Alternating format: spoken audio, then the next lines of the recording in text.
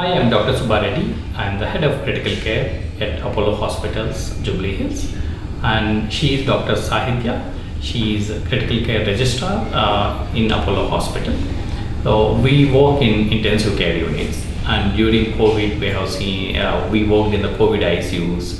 And we took care of many critically ill COVID patients. Today, on the occasion of Doctor's Day, we are here to interact with you. Doctor's Day celebrated in India as National Doctor's Day. It's because of like B.C. Roy, who is a brilliant and eminent physician, and today July 1st is his birth anniversary. And this Doctor's Day is celebrated for the selfless commitment given by the doctors to the society. And during COVID time, we have seen the importance of healthcare and how everyone sacrificed, doctors, nurses, and all. It was very hectic and mentally it was exhausting, and physically and mentally it was exhausting. And lot of people, lot of doctors went into depression.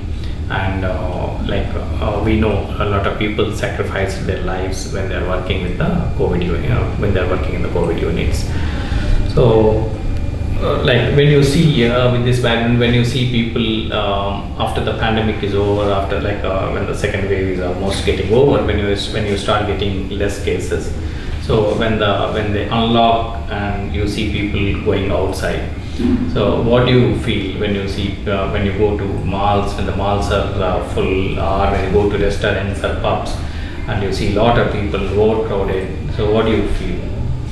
It's actually the utmost precautions which has to be taken by the public is to have a social distancing, have precautions for infective diseases, and to have a lot of precautions. So that is what is missing. It's effluent in almost all the population, in spite of several telling and in spite of several precautions being rendered to them. It's very ineffective. That's what actually bothers me, because there is a very graded unlocking which has set in, and it would be completely useless if you don't follow the social distancing and mask and sanitization and all the precautionary measures which have to be followed to contain this COVID. Or else you would be again causing a set-in of a third wave, and that would be exponentially dangerous as compared to second wave, which have to be rendered and which has to be again told to the population.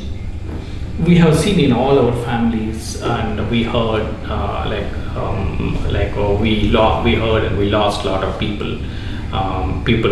Even now people were calling me. One of my friends called me today morning, and then he told 4 or 5 people in their family died in the second wave.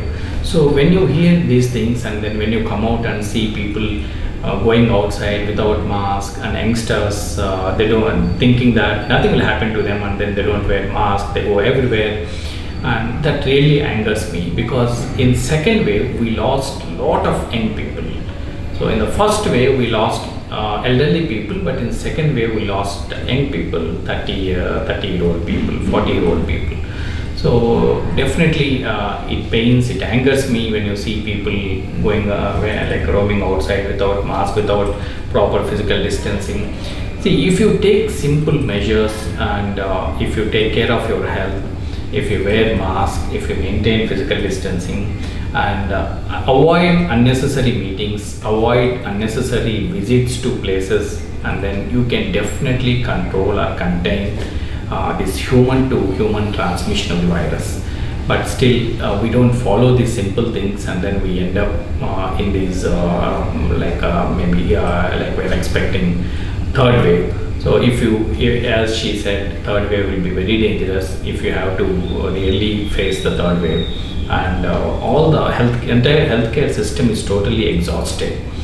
How much effort they can put and do for the third wave, we really don't know.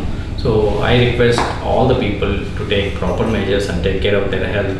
Health is again you have to look at holistic way. You should have both physical health and then the mental health, and you have to take care of your diet habits. You should have proper sleep, proper exercises. And now in COVID time, we have this COVID appropriate measures. Other than this COVID appropriate measures and normal health tips, you have to take care of your mental health. So mental health is also severely affecting during these COVID times. See, most of us, we don't go to offices, we don't meet many people. We are at home, we are working from home. You will be seeing screens, and then you will be inside the apartment or inside a house, and you will not be going outside. So that has a lot of impact on the mental health. So, did you come across anybody with mental health coming to the hospitals?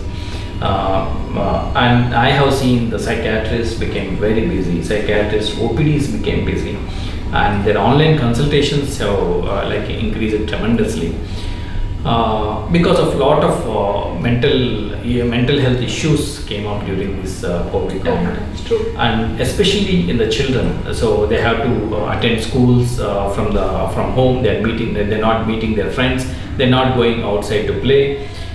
This had a lot of impact on the children, and then we have to approach these psychologists to take care of their mental health. And then another biggest problem I have seen is weight gain, and there's no physical activity, and everyone started gaining weight, and then we don't know what is the long-term impact of this. So no proper exercising, and then sitting in front of screens, and then children not going outside. So this made a lot of impact on their mental health and physical health. So do you have any personal experiences, or did you come across these kind of issues? As sir was telling, according to our statistics, I think the rate of divorces have increased in this last 1.5 year in the lockdown compared to before. There was a separate data which was released personally. So obviously social distancing, the more it is social distancing, it's actually physical distancing. So people have become socially isolated. So they don't have especially in the second wave, every fourth or fifth person has turned out to be positive.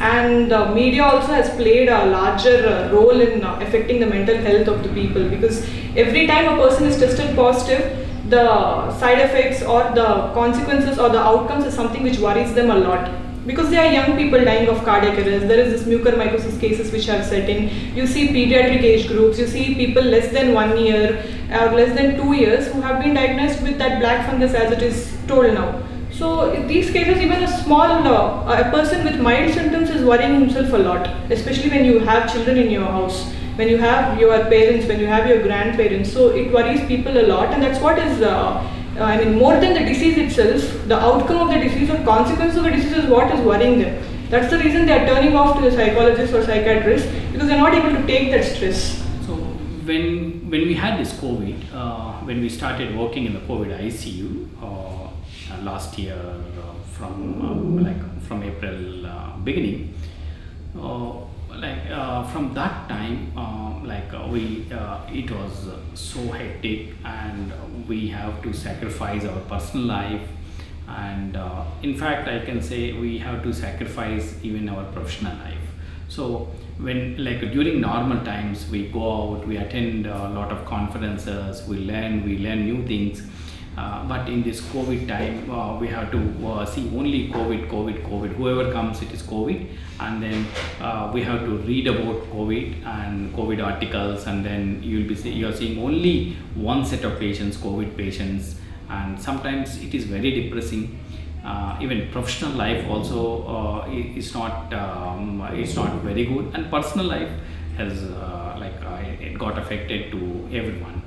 And everyone, especially for doctors, the way their personal life got affected, nobody can't even imagine.